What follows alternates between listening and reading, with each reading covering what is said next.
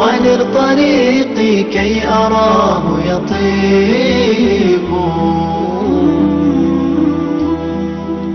بسم الله الرحمن الرحيم. الحمد لله رب العالمين، والصلاة والسلام على أشرف الأنبياء والمرسلين نبينا محمد وعلى آله وصحبه أجمعين.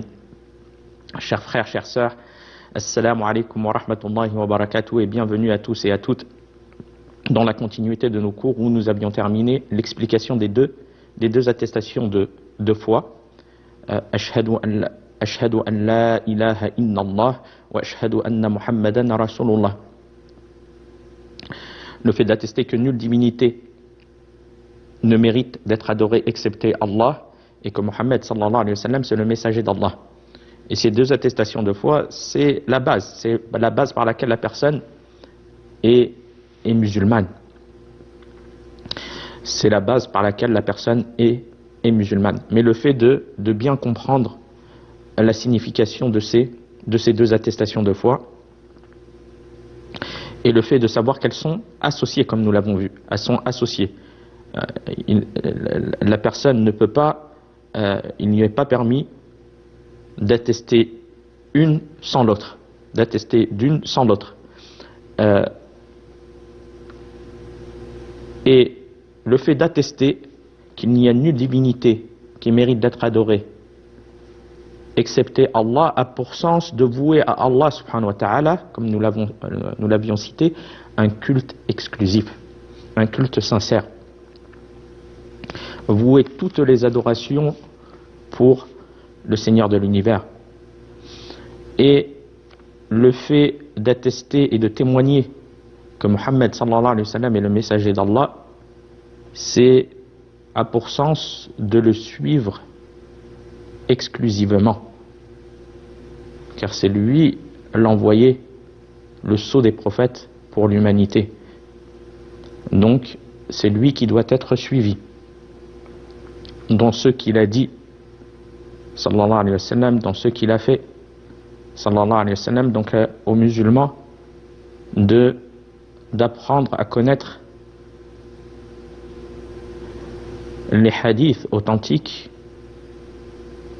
du messager d'Allah sallallahu alayhi wa sallam et de les appliquer. Et nous avions vu aussi que cette parole,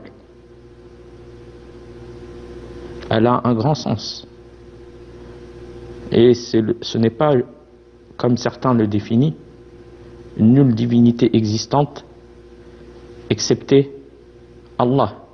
Non, car la réalité prouve le contraire. Nous voyons des gens qui adorent d'autres divinités existantes. Certaines personnes adorent des tombeaux, et même à notre époque. Certaines personnes adorent même des vaches, comme en Inde. D'autres adorent le soleil, un arbre, une pierre. Donc de nombreuses divinités sont adorées, mais bien évidemment ces divinités sont fausses. Allah subhanahu wa ta'ala prouve cela dans le Coran, dans sa parole subhanahu wa ta'ala: ذَلِكَ بِأَنَّ اللَّهَ هُوَ الْحَقُّ وَأَنَّ مَا يَدْعُونَ مِن دُونِهِ هُوَ الْبَاطِلُ وَأَنَّ اللَّهَ هُوَ الْعَلِيُّ الْكَبِيرُ. C'est ainsi qu'Allah est lui le vrai, alors que ceux qu'ils invoquent en dehors de lui est le faux. C'est Allah qui est le sublime, le grand. Donc Al-Ilah, c'est l'adoré, c'est lui seul qui mérite l'adoration exclusive. Donc il est important à la personne d'apprendre que veut dire la ilaha illallah, la ma'bouda bihaqqin illallah. Nul ne mérite d'être adoré excepté Allah, et c'est pour ça que tu as été créé, dans le but d'adorer Allah subhanahu wa ta'ala et lui vouer un culte exclusif. Et aussi, il t'est demandé de suivre le prophète, d'attester et de témoigner que Muhammad sallallahu alayhi wa sallam c'est le dernier des messagers envoyés à l'humanité. Et pas seulement le fait de reconnaître cela, mais aussi d'en être convaincu et de mettre en pratique sa sunna. Car le fait de mettre en pratique et de suivre le messager d'Allah sallallahu alayhi wa sallam, d'obéir au messager d'Allah sallallahu alayhi wa sallam, c'est obéir à Allah subhanahu wa ta'ala. Et plusieurs versets, comme nous l'avons vu, prouvent cela, où Allah subhanahu wa ta'ala, il dit « Ya ayyuhalladhina amanu ati'u Allah wa ati'u rasula wa ulil amri minkum » Ô croyants, obéissez à Allah et obéissez aux messagers et à ceux d'entre vous qui détiennent le commandement. Donc Allah subhanahu wa ta'ala, il nous a ordonné d'obéir au messager d'Allah sallallahu alayhi wa sallam, donc il nous est obligatoire de cela.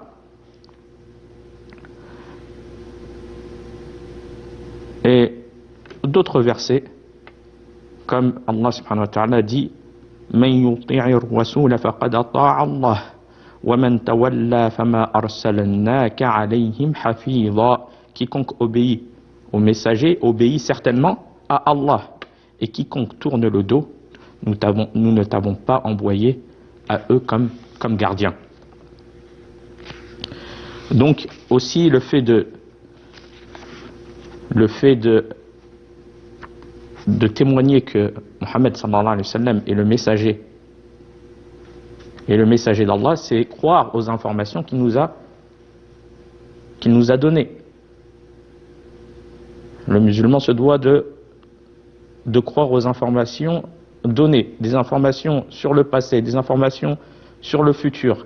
Tout ce que le prophète alayhi salatu wa salam a donné comme information dans les hadiths authentiques, dans sa sunna authentique, le musulman se doit de prendre ces informations en vrai et de les déclarer véridiques, et aussi de s'y soumettre et de suivre sa sunna.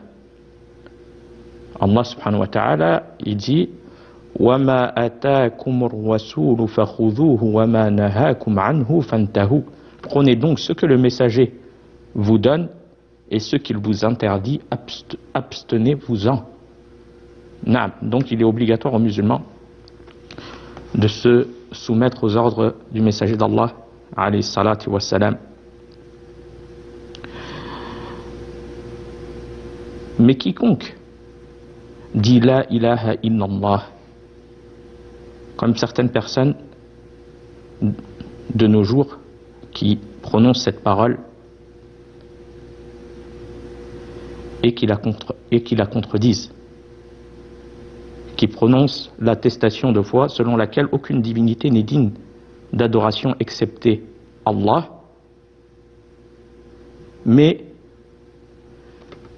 qui vont devant les tombeaux ou qui implorent le secours à autre qu'Allah, aux anges, aux djinns et toute autre créature, eh bien, elle ne leur est d'aucune utilité. Car ils disent avec leur bouche la ilaha illallah, mais leurs œuvres sont en totale contradiction avec cette formule. Puis,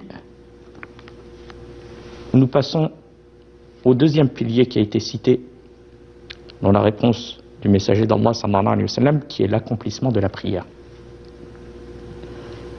Ces 5 prières obligatoires où le musulman se rapproche d'Allah subhanahu wa ta'ala par cette prière et l'accomplissement de cette prière, qui sont des actes et des paroles, prosternation devant le Seigneur de l'univers, c'est un pilier de l'islam. C'est la relation entre les créatures et le Créateur. Comment la personne peut couper cette relation avec son Créateur? Comment peut-elle vivre sans cette relation avec son Créateur? Et c'est une chose qu'Allah subhanahu wa ta'ala a rendue facile, est applicable à tout temps et toute époque. Car la législation islamique, elle est applicable à tout temps et toute époque. Car elle vient d'Allah. Où que la personne est, peut prier.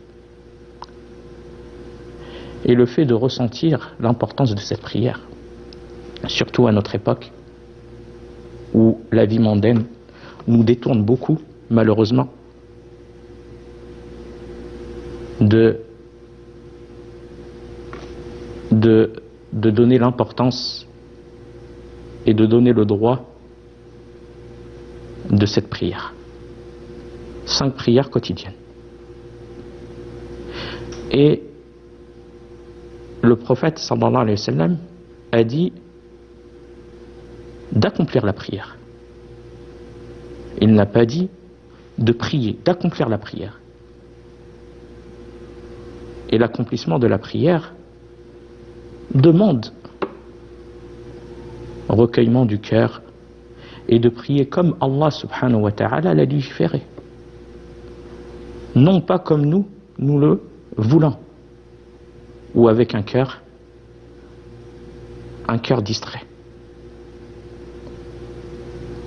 Afin de récolter la récompense de cette prière.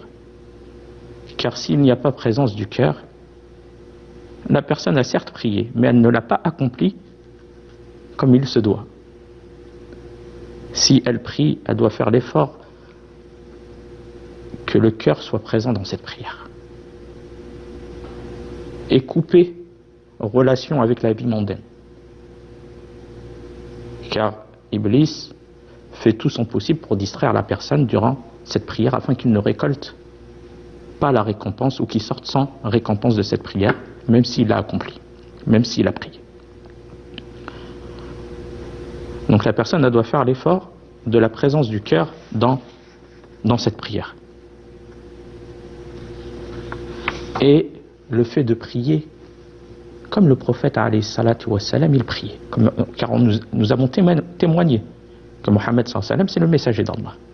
Donc on ne doit pas dire c'est notre guide. Donc il ne nous est pas permis de prier comme nos ancêtres. Ou dire moi je prie comme mes grands-parents ou mes parents priaient. C'est eux mon exemple. Et si les parents et les grands-parents ne prient pas selon le suivi du messager d'Allah sallallahu alayhi wa sallam, ou l'imam dans la mosquée dans lequel tu pries ne prie pas selon le suivi du messager d'Allah sallallahu alayhi wa sallam, ce n'est pas eux les guides. Le guide, c'est le messager d'Allah sallallahu alayhi wa sallam. Donc la personne elle doit savoir est-ce que la prière d'un tel est conforme à la prière du messager d'Allah sallallahu alayhi wa sallam. Si elle est conforme, donc c'est la prière qui est demandée. Car il nous est demandé de suivre le messager d'Allah alayhi salatu wa sallam. Le prophète sallallahu alayhi wa sallam il dit dans un hadith Sallu kama ra'aytumuni usalli. Priez comme vous m'avez vu prier. Pas comme un tel ou un tel. Priez comme vous m'avez vu prier. Donc ce qui est demandé aux musulmans, c'est le fait de chercher les hadiths authentiques du messager d'Allah sallallahu alayhi wa sallam concernant cette prière afin de les appliquer. Et alhamdulillah, par la grâce d'Allah subhanahu wa ta'ala sur nous, de nombreux moyens ont été facilités pour apprendre cela. Le fait aussi de prendre les bonnes sources. Vous avez par exemple, pour ceux qui ne comprennent pas le français, pour ceux qui ne comprennent pas l'arabe, désolé, le fait de prendre un descriptif de savants reconnus de leur science et de leur crainte d'Allah subhanahu wa ta'ala et qui ont écrit des descriptifs de la prière du messager d'Allah sallallahu alayhi wa sallam afin de s'y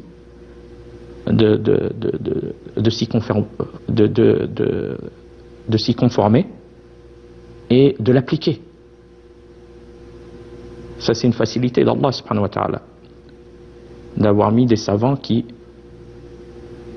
ont laissé cette science.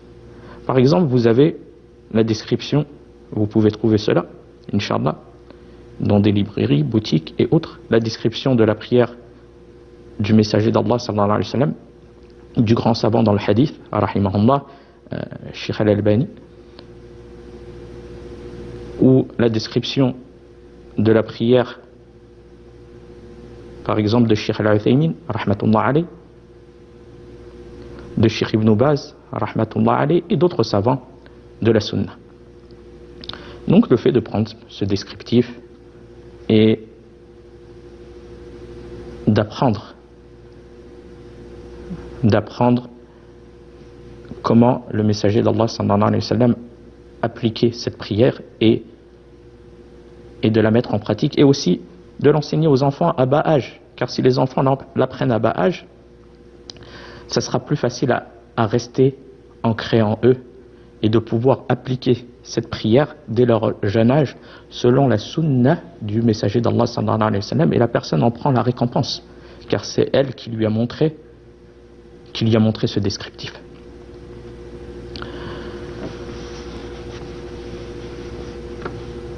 Le fait aussi, parmi les choses importantes concernant la prière, le fait de l'accomplir aux heures.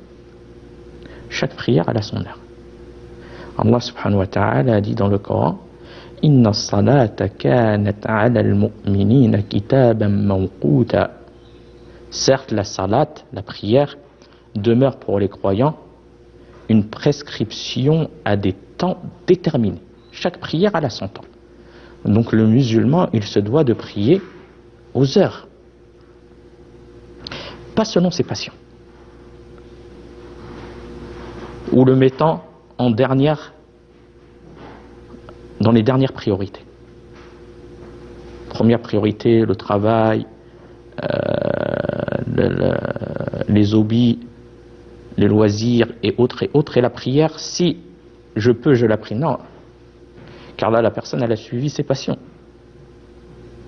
Alors, on ne doit pas prier comme nous on veut, mais comme Allah subhanahu wa ta'ala l'a légiféré, et comme Allah subhanahu wa ta'ala le veut, c'est-à-dire à des temps déterminés. Et ne pas, par exemple, regrouper les 5 prières à une heure de prière. Par exemple, regrouper toutes les prières à l'heure du Isha. D'où on a donné le droit d'Allah subhanahu wa ta'ala dans ce bas monde si on se comporte de tel. Si la personne a un rendez-vous pour un travail, pour un emploi ou une chose à qui elle donne importance, une personne à qui elle donne importance, elle va venir à son rendez-vous même avant l'heure. Même avant l'heure. Et la personne ne sent-il pas la honte que le Seigneur de l'univers qui lui a octroyé tout ce qu'il possède de ne pas venir au rendez-vous à la prière et de prier ses prières au temps déterminé. Donc, où est la grandeur d'Allah dans nos cœurs? Le fait que on doit s'efforcer à ressentir la grandeur d'Allah subhanahu wa ta'ala et donner le droit. Et cette prière, c'est un bien-être, un bonheur pour la personne, avant tout. Un apaisement du cœur. C'est pour ça que beaucoup trouvent repos et plaisir dans la prière. On demande à Allah qu'il nous donne ce bienfait. Donc la personne ne doit pas retarder la prière aux heures fixées pour son accomplissement. Et il a été demandé au messager d'Allah sallallahu alayhi wa sallam quelle est l'œuvre la plus aimée d'Allah subhanahu wa ta'ala. Écoutez bien, quelle est l'œuvre la plus aimée d'Allah subhanahu wa ta'ala? Si quelqu'un il veut faire l'œuvre la plus aimée de son Seigneur, qu'est-ce qu'il a répondu, le messager d'Allah sallallahu alayhi wa sallam? Il rétorqua: la prière accomplie à son heure. T'accomplis cette prière à l'heure, et pour les hommes à la mosquée à son heure, tu as accompli l'œuvre, selon la parole du messager d'Allah sallallahu alayhi wa sallam, tu as accompli l'œuvre la plus aimée d'Allah subhanahu wa ta'ala. Et non pas de l'accomplir, comme nous l'avons dit, quand on se réveille, on accomplit dès qu'on est réveillé, sans mettre le réveil, la prière du Fajr, dès qu'on se lève, ou à n'importe quelle heure, ou regrouper toutes les prières à une heure, à une seule heure. Non. Aussi, parmi l'accomplissement de la prière, le sens de l'accomplissement de la prière, comme nous l'avons cité, la présence du cœur. Que la personne ressente qu'elle est devant le Seigneur de l'univers. Et le fait qu'elle fasse l'effort que son cœur ne soit pas distrait par les choses de la vie mondaine ou autre. C'est pour ça qu'aussi le fait de venir tôt à la mosquée, c'est une cause de trouver cette concentration. Allah subhanahu wa ta'ala a fait l'éloge des personnes qui viennent de manière avec présence du cœur dans la prière. Allah azza wa jal, il dit قد أفلح المؤمنون الذين هم في صلاتهم خاشعون. Bienheureux sont certes les croyants, ceux qui font leur salat avec humilité. Et il a dit aussi subhanahu wa ta'ala que cette prière, elle est difficile que pour les personnes, sauf pour les personnes qui sont humbles et qui viennent avec amour pour cette prière et recueillement dans cette prière et présence du cœur. Pour eux, elle est facile. Allah subhanahu wa ta'ala, il dit وَإِنَّهَا لَكَبِيرَةٌ إِلَّا عَلَى الْخَاشِعِينَ. Elle est une charge lourde, sauf pour les humbles. Sauf pour les humbles. C'est-à-dire que la prière est difficile, sauf pour les gens qui viennent avec humilité et présence du cœur. Ils y trouvent paix et bonheur et plaisir. On demande à Allah subhanahu wa ta'ala de nous donner ces qualités et d'accomplir cette œuvre qui est la plus aimée d'Allah. Wa fil khitam hada wallahu a'lam wa sallallahu ala nabiyyina Muhammad wassalamu alaykum wa rahmatullahi wa barakatuh. العالمين تطيب أسعد قلوبا بالهداية والتقى